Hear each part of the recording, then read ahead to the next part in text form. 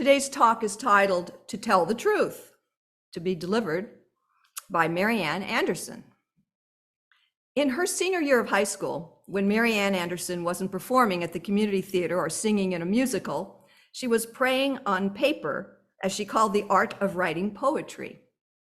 She received the 2014 Distinguished Poet Award from the Writers International Network in Vancouver, British Columbia, and her poetry book, Before the After, Love, Loss, and Revolution in the Time of COVID, was released in 2022. Marianne's career spans over 50 years of singing and writing in many different styles: jazz, cabaret, folk and traditional, and classical light.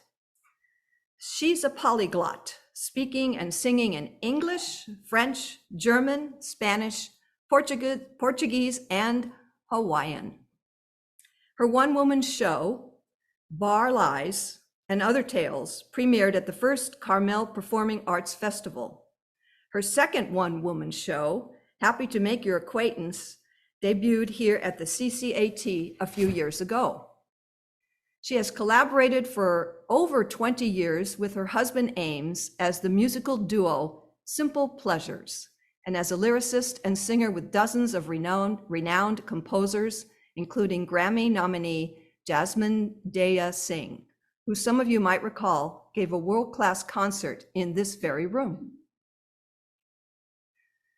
Marianne paid the rent by teaching English as a second language to adults all over the world, a career that she fell into by accident and brought her 28 years of sheer delight.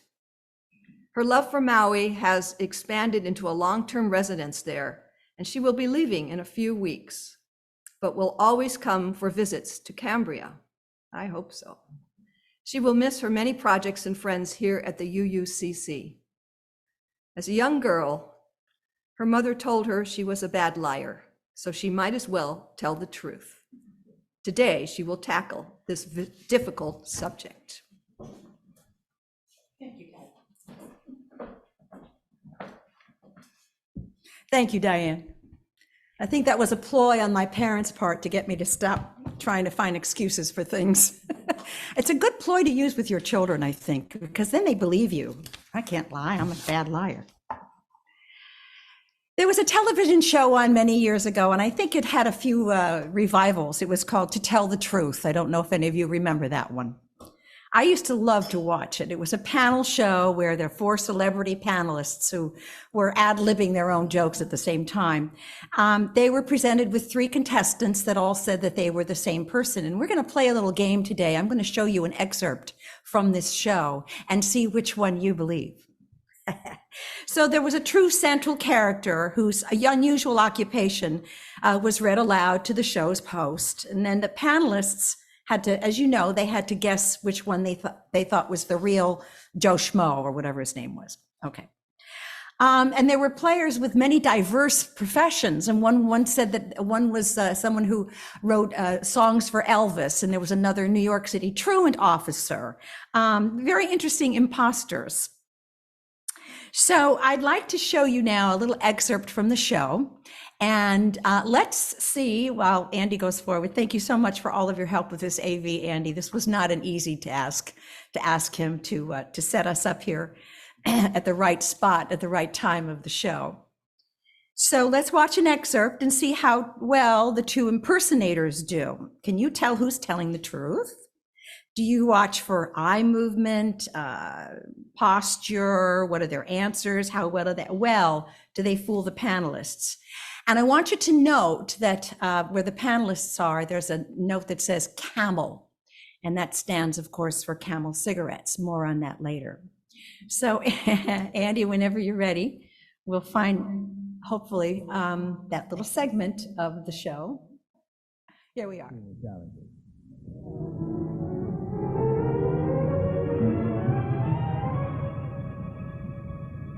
What is your name, please? My name is Sachin Majumdar. What is your name, please? My name is Sachin Majumdar. What is your name, please? My name is Sachin Majumdar. Panel, will you follow along with your copies of this affidavit, please? I, Sachin Majumdar, a graduate of Calcutta University, spent 20 years of my life as a monk in a Hindu monastery. I am a yogi, an expert in the ancient art and philosophy of yoga. I now run my own school of yoga in New York City. Signed, Sachin Majumdar.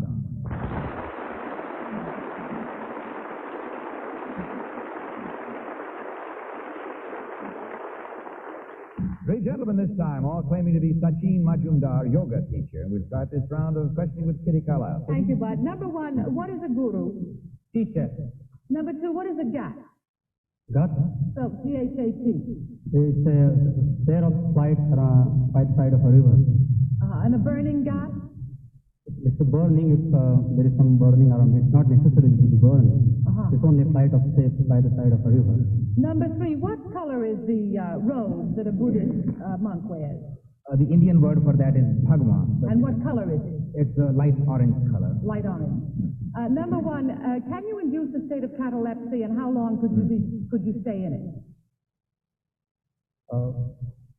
That is meditation, not catalepsy in yoga. We don't call it catalepsy. You don't prefer, you do. Polly? I'm sorry, Tom. Excuse me. I thought you were somebody. It's okay. Tom? Okay, Agnes. I'm here. That's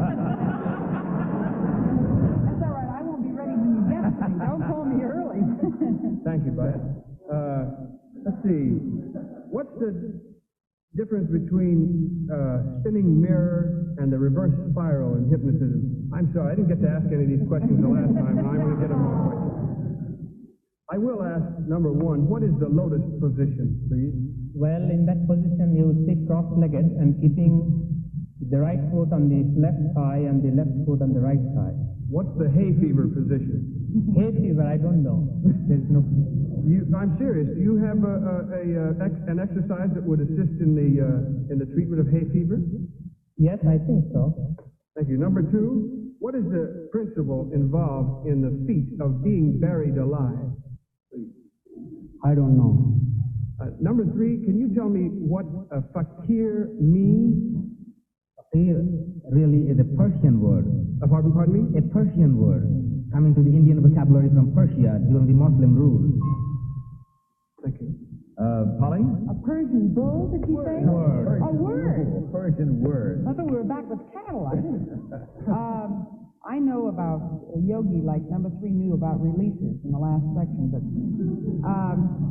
number one, can you teach a person to control their breathing whereby they can like stay underwater or stay under something for an extended length of time without? Yes, I think so. Number two, are they breathing at that time, or are they literally holding their breath? I don't know because I never tried it. Don Amici. Number three, how many years of theology did you have? I had 6 years in college. Number two, would you agree with that? That did you have 6 years of theology? It depends upon what college one is, but you can have theology of 6 years, yes. Number one, what is your daily regime? What time do you rise? What do you do? Usually at 5:30 and go to work at 8:30. No prayers before work? Yes, there are prayers before. Before work? Oh, yes. Number two, what do you do after 8:30? In the evening or in the morning? Morning. I go to work. I'm prepared to go to work. Prepare to go to work? Yes. I guess that's it. So assume whatever position you wish, lotus, hay fever, or otherwise, but mark your ballot, panel. I'm sure some of you are set in your decision as to who you think the real yogi is. I might just do a little survey. How many people think it's number one, number two, and number three? It's a pretty even split. Okay, let's find out who it was. Number one, number two, or number three. Everybody set? No.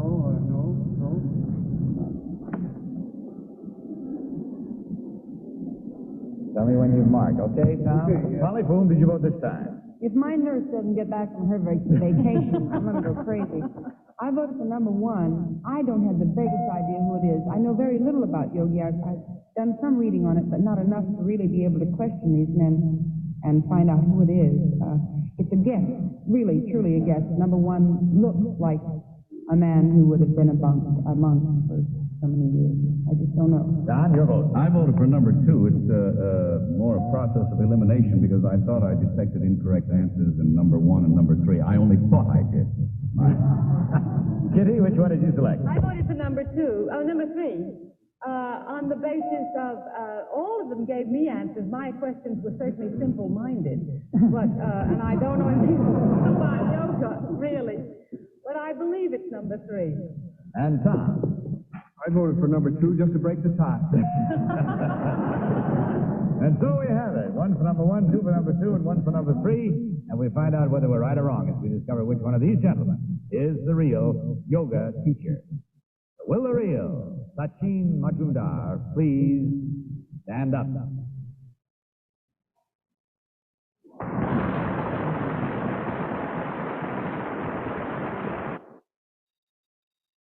Do? What did we base our answers, our guesses on?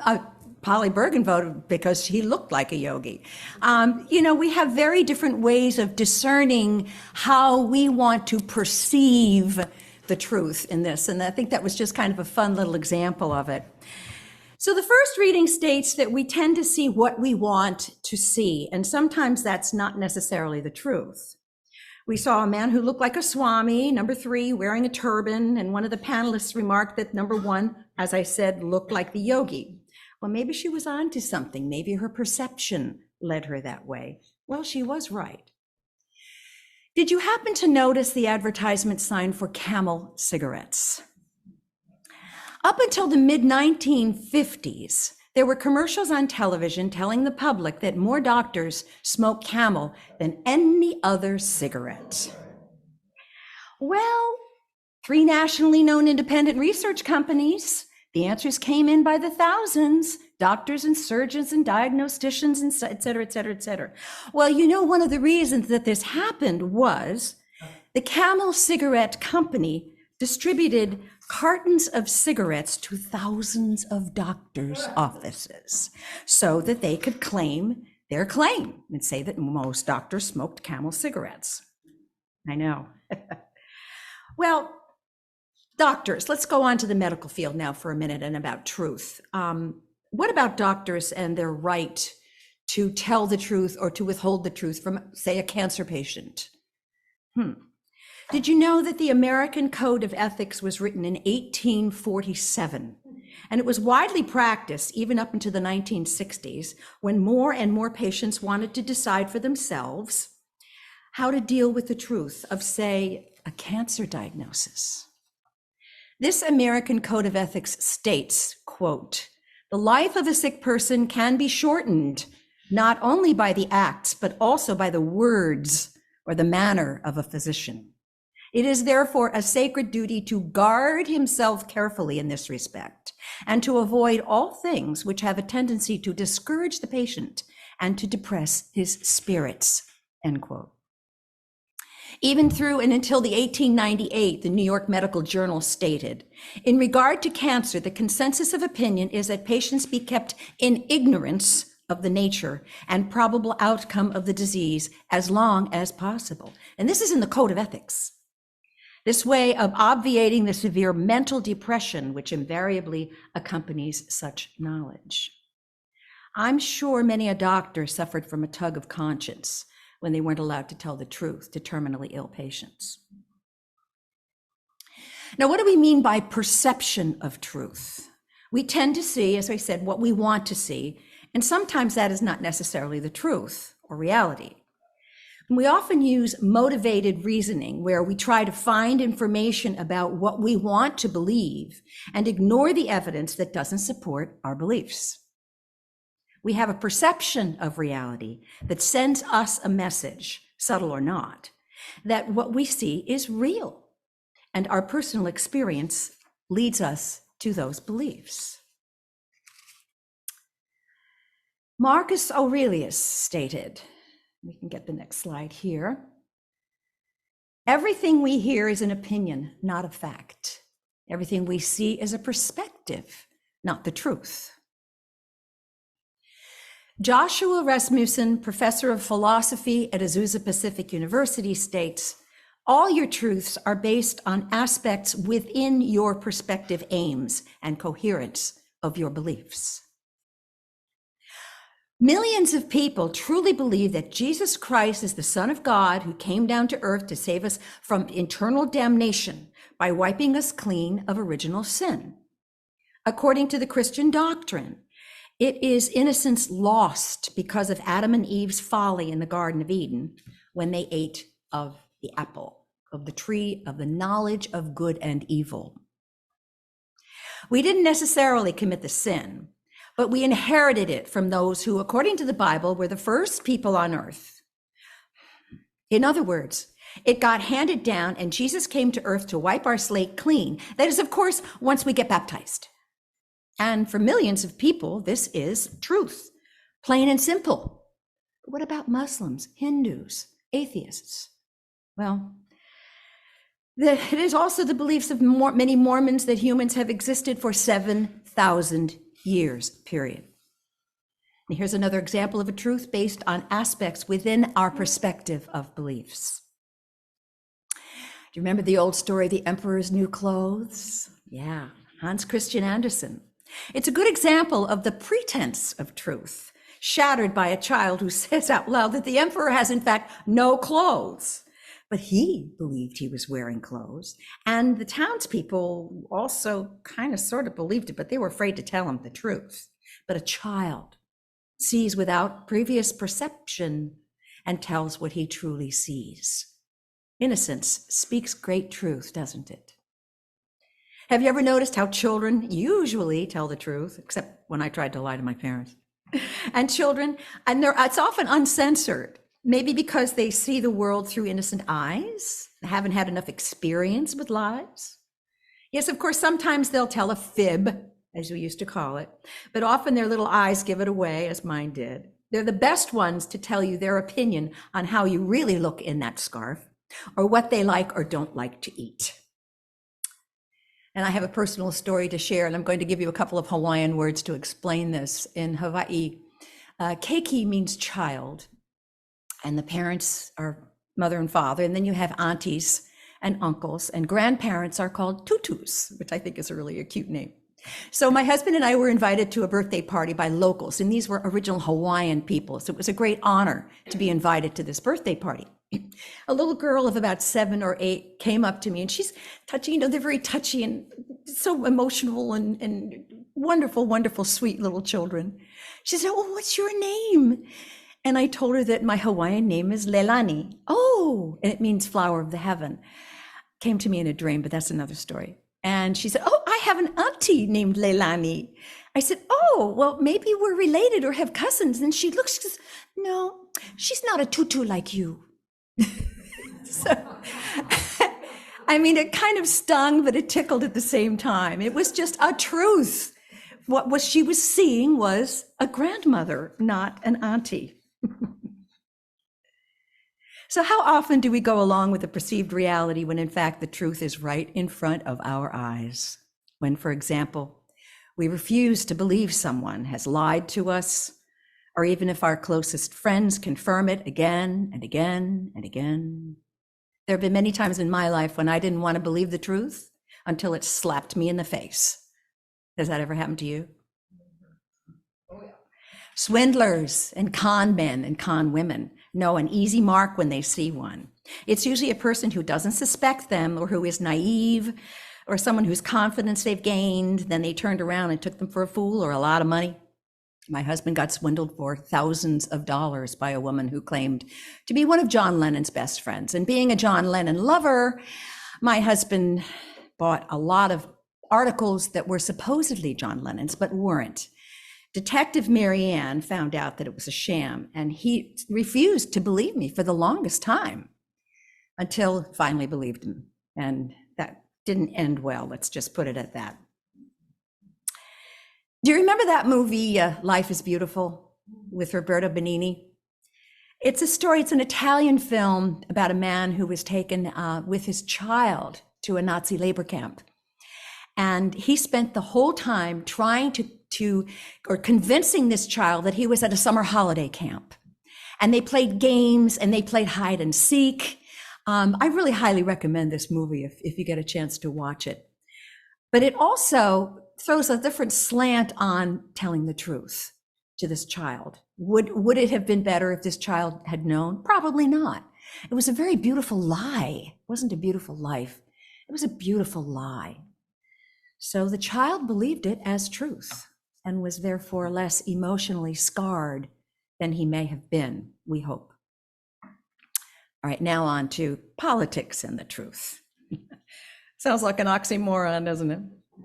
Well, there are two ways to be fooled. One is to believe what isn't true. The other is to refuse to believe what is true. Millions of people believe that Trump won the 2020 election, even though the numbers clearly show he didn't. And that Mexicans are rapists and thieves, and that all Palestinians are terrorists. And of course, there are the Holocaust deniers. I wonder why and how these perceptions have come to evolve in such an intelligent society. Or as Mark Twain put it, the truth has no defense against a fool determined to believe a lie. Why, you might ask yourself, do some people cling to beliefs that are proven not to be true? Perhaps it's within this perspective, albeit myopic, that makes them feel comfortable without having to dig for a lot of facts. Or have they been swept away by popular opinion or Fox News? In my humble opinion, we are lacking the art of discernment, and that requires curiosity and intelligence, the ability to judge fact from fiction. There's an old saying that if you hear something 3 times, you start to believe it. Sounds like simple propaganda, but it goes undetected for a very long time, even masked as truth. Now, Robert S. McNamara was Secretary of Defense from 1961 to 1968 during the Kennedy-Johnson administrations, who admittedly lied to Johnson about the status of the Vietnam War, also known as McNamara's War. We see in front of our very eyes today in Gaza and Israel and Ukraine and Africa and all over the world that war is not healthy for children and other living things. I had that poster on my wall in college for 4 years. Truth is still the truth, even if no one believes it. Lie is still a lie, even if everyone believes it. This article is part of a special report on the 50th anniversary of the Pentagon Papers.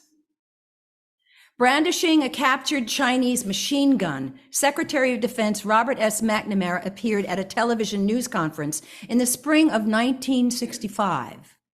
The United States had just sent its first combat troops to South Vietnam, where one of my uncles was killed that spring. And the new push, he boasted, was further wearing down the beleaguered Viet Cong. In the past, he said, 4.5 years, the Viet Cong, the communists, have lost 89,000 men. You can see the heavy drain. Well, this was a lie. From confidential reports, McNamara knew the situation was worse and bad to deteriorating in the South. The VC have the initiative, he said, the information said. Defeatism is gaining among the rural populations, somewhat in the cities, and even among the soldiers. Lies, like McNamara's, were the rule, not the exceptions, throughout America's involvement in Vietnam, where my cousin was also killed. The lies were repeated to the public, to Congress, in closed-door hearings, in speeches, and to the press. The real story might have remained unknown, but in 1967, McNamara had commissioned a secret history based on the classified documents, which became known as the Pentagon Papers. Why then? By then, he knew that with nearly 500,000 US troops in the theater, the war was a stalemate. Until Daniel Ellsberg leaked the portions of the report in 1971, which created suspicion on the government on a grand scale. And I do believe that that mistrust still exists today. Over 58,000 American lives were lost due to these lies. And that suspicion still exists. It was the reason I became an expat many years ago and moved to Europe after my cousin was killed. Now, it's interesting that in 1971, John Lennon got wind of all of this and had something to say about it, if you'll have a listen. I'm sick and tired of hearing things from uptight, short-sighted, narrow-minded, hypocritic. All I want is the truth. Just give me some truth. I've had enough of reading things by neurotic, psychotic, big-headed politics. All I want is the truth. Just give me some truth. No short-head, yellow belly, son of tricky dickies, gonna mother of a top so nigga, just a pocket full of hoes. Money for dough, money for road.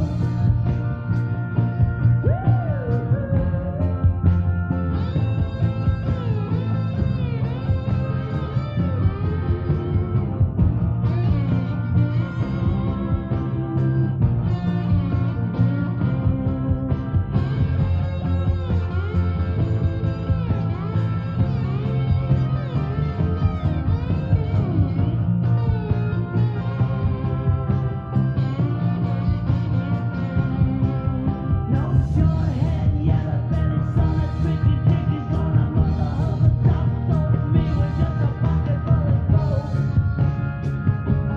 Money for dough, money for road. I'm sick to death of seeing things from tight-lipped, condescending mamas that'll go with it. All I want is the truth. Just give me some truth now. I've had enough of watching scenes with schizophrenic, egocentric, paranoid prima donnas. All I want is the truth now. Just give me some truth.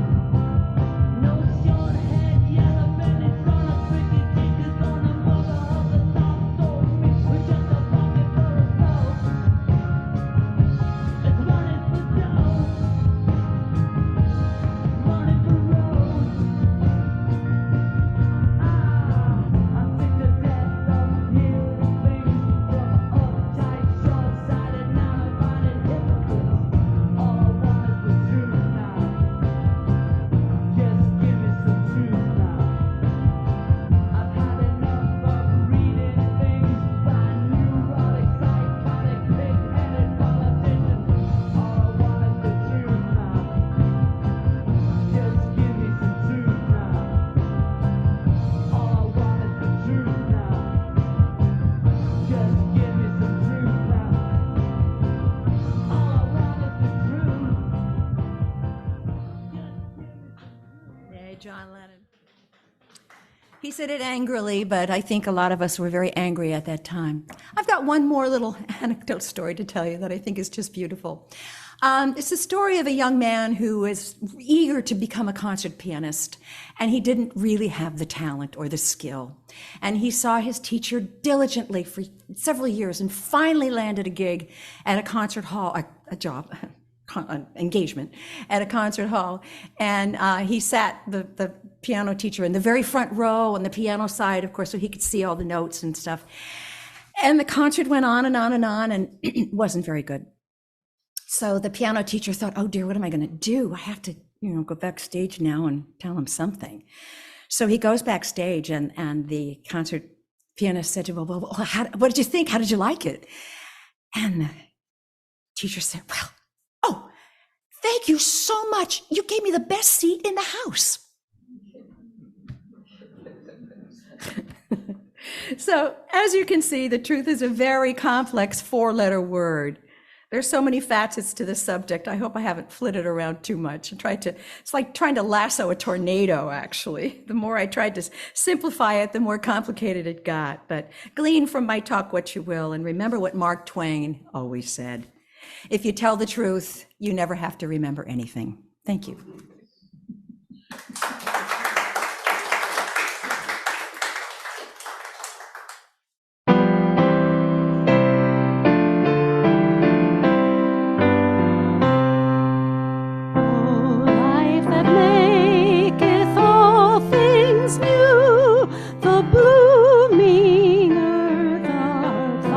lives within.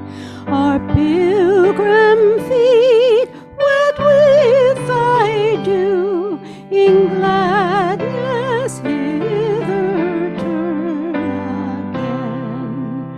From hand to hand the greeting flows, from eye to eye our signals run, from heart to heart the bright hope glows, the seekers of the true light are one in the freedom of the truth, one in the joy of paths untrod, one in the soul's perennial youth, one in the larger thought of God. The freer step, the fuller breath, the wide horizon's swifter view, the sense of life that knows no death, the life that maketh all things new.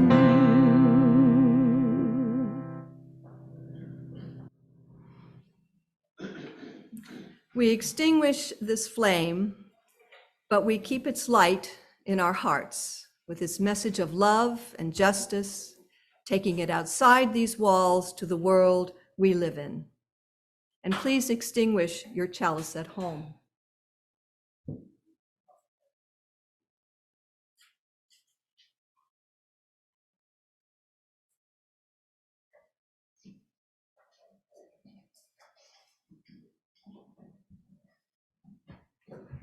Now let's form a circle and join hands. And Mary Ann will lead us in our closing. Sorry, it's okay.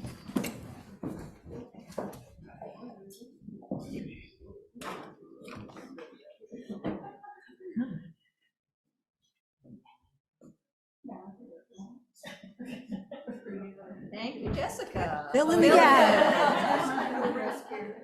Fill in the gap. Well, as Bo Bennett once said, for every good reason there is to tell a lie, there's a better reason to tell the truth. Go in peace. Thank you.